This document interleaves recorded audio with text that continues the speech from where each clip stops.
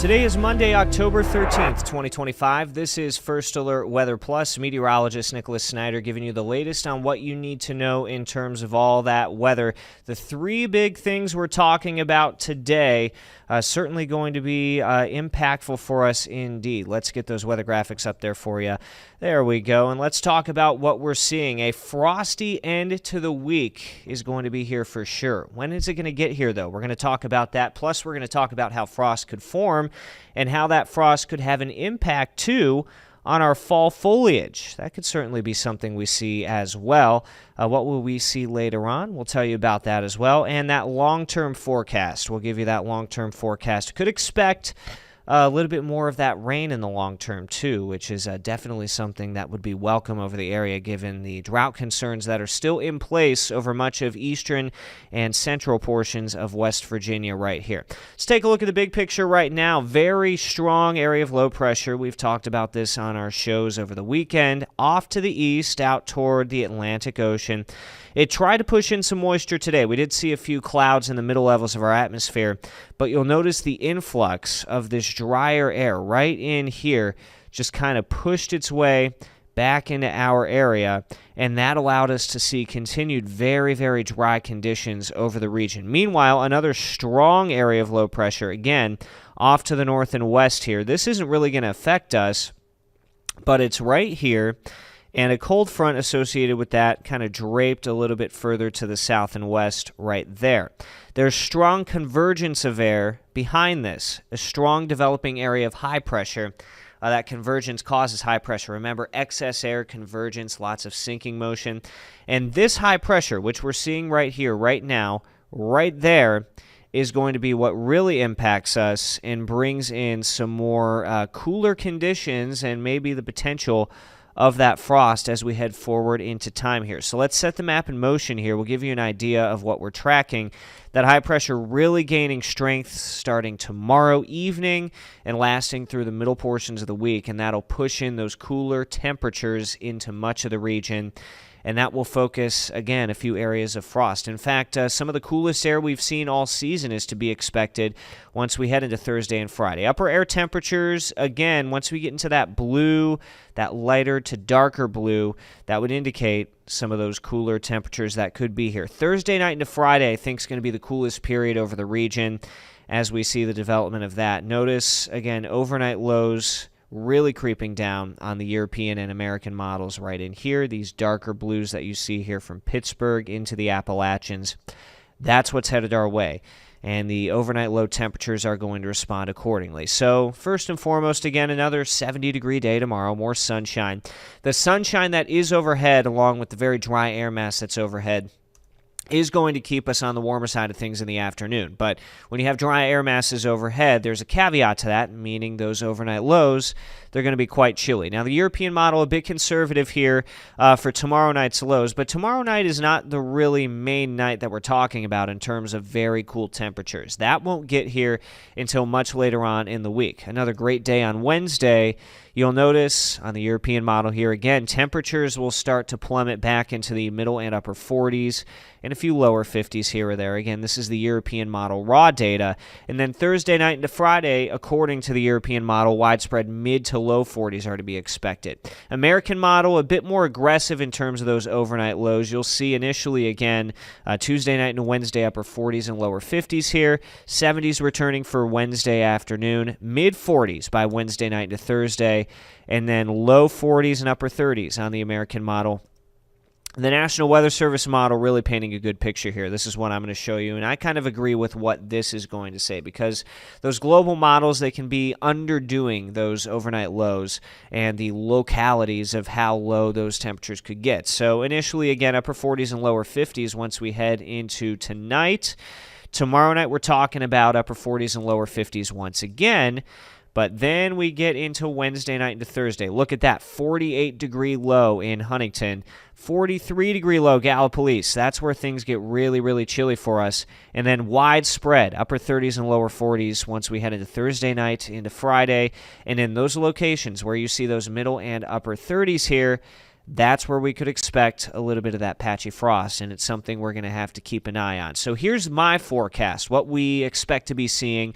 Again, tomorrow night, upper 40s and lower 50s, not that huge of a deal. But once we head into Wednesday night, 42 degrees. Thursday night, 38-degree low. That's when things are going to really get frosty on us for sure, and that's where we're going to have to watch for those frost concerns. So we're going to talk about how frost forms, what we can expect to see there, and why frost can form in such warmer temperatures. You know, frost is ice. It needs to be freezing, but certainly frost can form in above freezing temperatures, and I have an explanation why. It's mid-October. Those nights are clear. It's calm outside. And we know what time that means. It's time to talk about some frost, and more specifically how frost forms. Now, frost can form in temperatures as warm as the upper 30s and lower 40s, and there's a couple of reasons behind this. First and foremost, air temperature is officially measured 2 meters above the ground, or a couple feet above the ground. And that cold air will like to sink toward the ground. So in temperatures as warm as the upper 30s and lower 40s, that ground temperature still can be freezing. Another reason is certain particles of dust or clay can actually raise the freezing point of water as well when it combines with that water. But once the water molecules in the air encounter that frozen surface or that surface that can raise the freezing point of water, it will freeze on contact just like that. And that will cause that frost to form on those exposed surfaces on the ground or even on your car as well here. Now, there are a couple situations in which frost can form, especially favorable conditions here. Clear skies, a big thing here. We like to talk about how clear skies and calm conditions lead to cool overnight lows, and that's because of the clouds. They act as a blanket when we're talking about the overnight lows. So when there's no clouds, that heat that came in from the sunshine escapes right back out into space, and we see some very, very chilly overnights. Another thing, light winds. That can also help all the heat escape rather quickly. If you get a pickup in those winds, some warmer temperatures higher up in the sky can start to mix their way down to the surface. So you want those light winds to produce a little bit of that frost. Also, winds can cause evaporation, so that could hinder frost from forming on any surface if you do have any stronger winds. Moisture in the air, that's a given. You need those water vapor molecules to produce that frost. Temperatures in the 30s, a few upper 30s and lower 40s especially could do well this time of year for that frost. And moisture on the ground, that's another thing we like to talk about, because if you don't have the water vapor in the air, chances are you're not going to be seeing a whole lot in terms of that frost. And so mid-October, we don't typically think of as the time of year where we see frost, but actually it's pretty common once we head into this time frame. I know a lot of us like to think of frost toward November, toward the Thanksgiving time frame, but certainly it is a possibility in mid to late October. Meteorologist Tony Cavalier has a look at what we could expect as far as those frosty conditions in the history and what we've seen in the past in terms of early first frosts, late first frosts, and when we can typically see that first frost around the fall time. So when I think chilly temperatures, I start thinking about inciting the end of the fall foliage change. In other words, the shortening days set the leaves to change. And then as we wind up with the chillier nights, we turn the colors on. And this was a shot on Friday evening of the beautiful canopy up at Summersville Lake, our weather camp sponsored by West Virginia Lottery, where heading toward this weekend, Bridge Day, you can take these colors, make them more magnified, and translate that down 25 miles down toward the New River Gorge area, and you have some pretty colors in time for the jumpers and the Bridge Day festivities. What sets the leaves to change are the shorter days and the longer nights, and then you throw in the colder temperatures, which on Friday morning past, the river cities, the Athens area, Charleston, Parkersburg, Cannonsburg, upper 30s and low 40s. Not quite frosty conditions, but enough to incite those leaves, encourage those leaves to begin changing a little quicker. And then there was Spencer and Chapmanville in the mid-30s. Both had some frost. I know fired up Friday on this past Friday. Joseph Payton was over at Chapmanville High, home of the Tigers, where it was downright cold over on the football field. Now, Canaan Valley reporting a low on Thursday morning of 19 degrees. Well, no wonder the highest mountains of West Virginia, the leaves have become brittle and started to come down. Frost and freeze dates, you ask? I'd like to use the 20th of October to the 25th downtown locations, the river cities and the Kanawha Valley. That's downtown.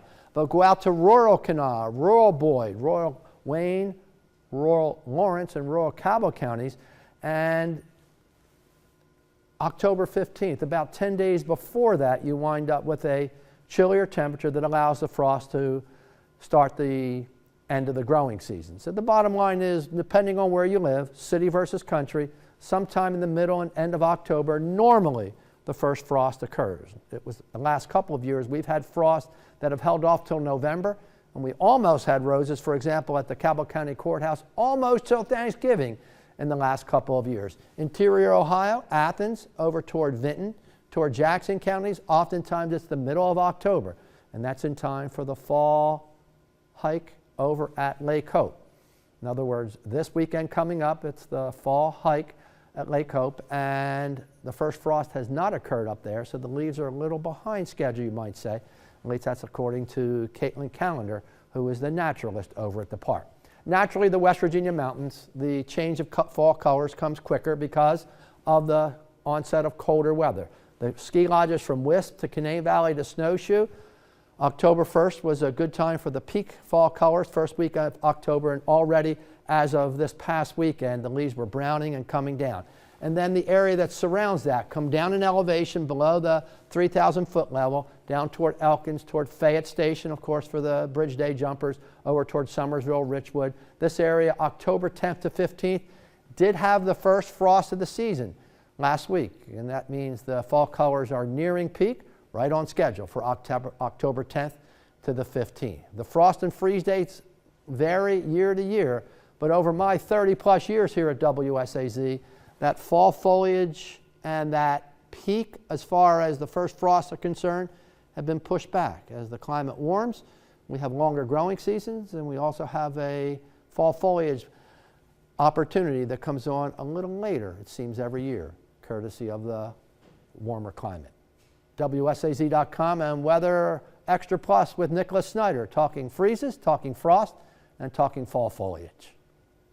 Yeah, speaking of that fall foliage, we're starting to see some of that color, and it really has a lot to do with how cold those overnight lows could potentially get. Thank you, Tony, for that. Always great stuff from you. And yeah, those overnight lows continue to get cool for sure, and that's why we have to watch for that potential of seeing that frost. Again, especially Thursday night into Friday. I mentioned, again, with those overnight lows getting into the upper 30s and lower 40s right here, those are the official temperatures. The official temperature is taken about 6 feet above the ground. That cooler air will like to sink, so the water in the air will freeze on contact just like that on a ground that could be 32 degrees. And especially in those higher elevations like Tony mentioned, where it gets a little bit cooler, and into interior southern Ohio, where it could get a little bit cooler as well in those more rural areas, certainly going to be a case where we could see a little bit more of that patchy frost. Now, in the meantime, the short-term forecast looks a bit better here. Overnight lows into the upper 40s and lower 50s on Tuesday night. That doesn't look too bad. Meanwhile, Saturday night into the upper 50s and lower 60s. That's thanks to another cold front that will come through. Now, we'll talk about that cold front in a second, but I want to focus on what's headed our way tomorrow. Before this high pressure really takes control, brings in the northerly winds, we're talking about temperatures that won't be too bad for a lot of us, especially in the morning time frame. Afternoon should look great, and meteorologist Dylan Godet has a look at what we can expect for your day tomorrow.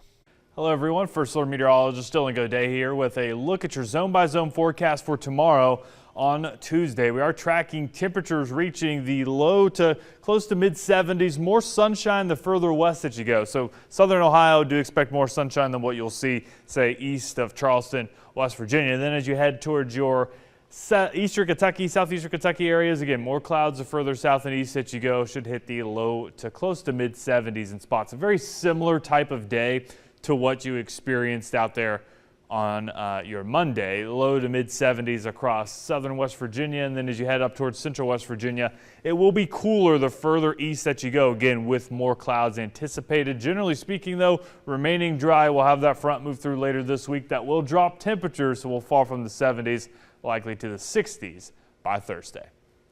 Yeah, and that high pressure and that front that Dylan was mentioning really going to help those temperatures get quite a bit cooler. Back to the foliage idea, Tony was mentioning those overnight lows, how that really has an impact on the fall foliage and when we can start to see those colors. Earlier on this fall, it's been very warm. We haven't seen a whole lot of those warmer temperatures, and that's why we haven't seen a whole lot of colors so far. Current foliage at low for a lot of us here into the lowlands. Further to the west, out toward the Cincinnati area, basically no foliage going on. But as you slope up the terrain, once you get up into the mountains here, parts of Webster County, definitely into parts of Pocahontas County over here, into Randolph County, and further into the eastern panhandle of West Virginia up toward the Maryland area, we are certainly starting to see that foliage begin to peak at high color. And it won't be long before places like Summersville, before places like Fayetteville do start to see more of that color, and eventually that will filter on down into the lowlands, where peak color should be coming toward the end of the month. Remember, we're still in mid-October, so peak foliage doesn't happen up into snowshoe until this time of year, and they're still a little bit behind on that foliage due to the fact that, again, we've had such a warm fall so far. But the temperatures are changing. Let's go back to that temperature graph once again. This is my favorite graphic today because I really want to hammer home these temperatures that we're seeing right in here. 40s and 30s overnight really help peak that foliage out. Same thing Sunday into Monday, those middle and lower 40s going to really help the situation in terms of the foliage, get us to look at some popping colors, and just some overall very, very nice conditions that will be expected over much of the region here, and we'll definitely take that. We like to see that color. One of my first years here, 2 years ago, we had a viewer send me a poem about the West Virginia fall colors. We definitely love to see the fall colors here in southern Ohio, eastern Kentucky, and in West Virginia. It's just a beautiful, beautiful sight to see. And so with these colder overnight lows, it's definitely going to be a possibility in terms of us seeing some more of that activity. Let's pull up that graphic here once again to really hammer home. Temperatures like this really help. More officially, again, cooler weather brings the tree's chlorophyll, or the producer of the green leaves here, to break down, leaving the other chemicals that cause the color change in these leaves here. So the other chemicals would be xanthophyll, carotene, and anthracene, and my apologies for mispronouncing that. Basically bringing out the yellows, oranges, and reds here. The bright colors are more likely, and this is good news for a lot of us, when late summer's dry. We definitely had a late summer that was dry. And autumn has sunny days and cooler nights. We've seen those sunny days, haven't quite seen those cooler nights just yet, but I do think those cooler nights are on the way soon, and that's really going to help peak the color for a lot of us, and we're really going to start to see those colors pop and look at some much better conditions in terms of that foliage here. Let's go back to our big picture. I want to pull up our long-term forecast, and there's a couple of things I want to show you. We're in a La Nina pattern. La Nina pattern generally tends to focus a lot of wet weather in the northern United States, dry weather in the southern United States. We're kind of in the battleground right there, as we're in the middle of the country as far as north-south is concerned. But we got this big old system right here in the Pacific Ocean, and that's bringing in some warmer weather further to the east right here out into the middle part of the country. We're kind of in a battleground between the warmer air and the cooler air, but this system is going to make its way closer to the area as we move forward, and that's going to have some implications on the long-term weather pattern for sure. Let's take a look at those upper-level winds. Here's that system you see coming out. Reformation of this system even as it comes out of the Rockies here. I want to pause right there and kind of demonstrate. Here's that disturbance right here, the main disturbance, the initial disturbance well up here toward the Hudson Bay, but this secondary disturbance that you'll see kind of rotate on through the overall system is going to push in our next rain chance by the end of the weekend and beginning of next week. And that's a pretty potent system right there with pretty strong winds. And I want you to notice too, right after that, we have another one on its heels. Yes, it's a much more active pattern as we head into next week. After that system goes away, the European model suggesting another system could potentially come through the region and bring about some more rain chances to the area by, let's say, the middle of next week and definitely by the end of next week into next weekend. So a couple of rounds of rain could be a possibility. It's something we desperately need, especially in those upper elevation locations where we're in drought conditions continually. And the American model tends to agree here. Again, here's that secondary system coming on through here. Once we head into Saturday and Sunday, that's going to bring about the chances of rain back into the area. Divergence of air leads to upward motion underneath that divergence of air. And that divergence is going to drive the development of some very, very rainy conditions as we head into Sunday night into Monday of next week. Let's take this marking off here. And again, the American model agreeing with the European model in terms of bringing yet another system, this next disturbance with more divergence of air right here, back into our area as we head into the middle and end of next week. So more rain chances getting closer together, helping to at least try to put an end to the drought concerns, especially that we're seeing in the highest of the high elevations east of Charleston here, that we desperately need these systems to work their way on through. A look at our global pattern showing a couple of interesting things. I want to show you by the end of this week, we have this surge of warmer air in by Friday. This is going to be a brief return to the 80s by Friday and Saturday.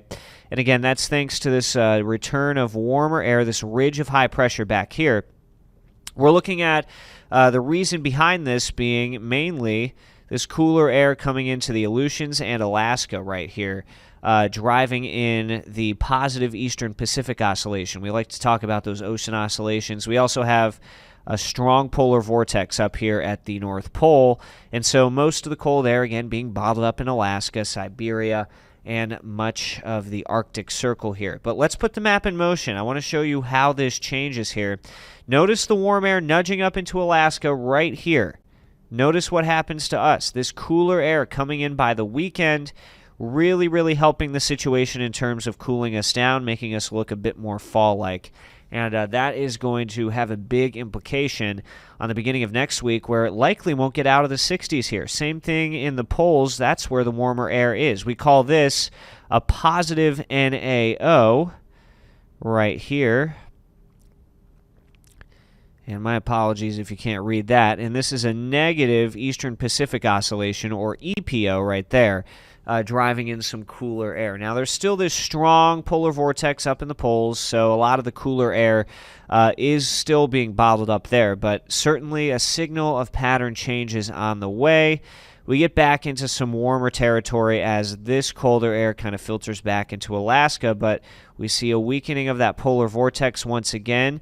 We see the NAO starting to go a little bit negative here.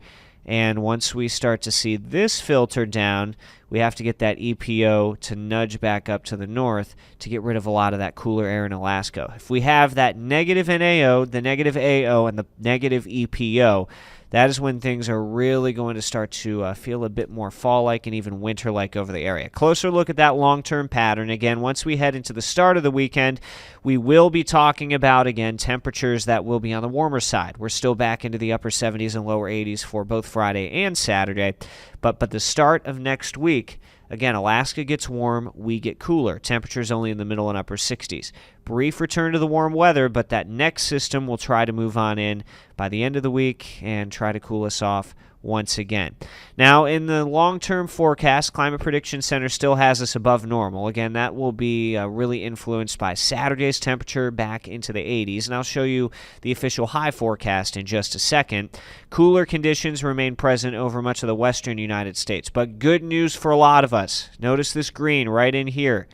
Above normal precipitation is forecast in days 6 to 10. This is the long-term outlook starting, let's say, next Sunday, lasting all the way through next Thursday. So a pattern change is on the way. Wetter conditions will start to come in beginning next week. This week, though, looks very sunny. Super 7-day time. We're talking about temperatures into the 70s for a good chunk of the region here.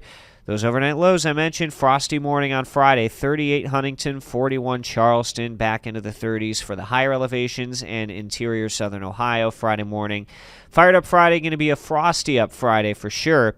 Saturday, very warm though, 82 degrees. And then on Sunday, our next cold front comes through, and that's going to bring in more rain chances to the area. By 2 p.m., the cold front pushes through those showers. Not expecting anything severe. I did have a few people ask me on Facebook if we are expecting any severe weather, and locations to the west into the Mississippi Valley definitely could see severe weather by Saturday, but by the time the system reaches us, there won't be a whole lot of thunderstorm energy for this to work with, and I do not ultimately think that we are going to be seeing any severe weather out of this feature that will be coming in on Sunday. So there's some good news for you.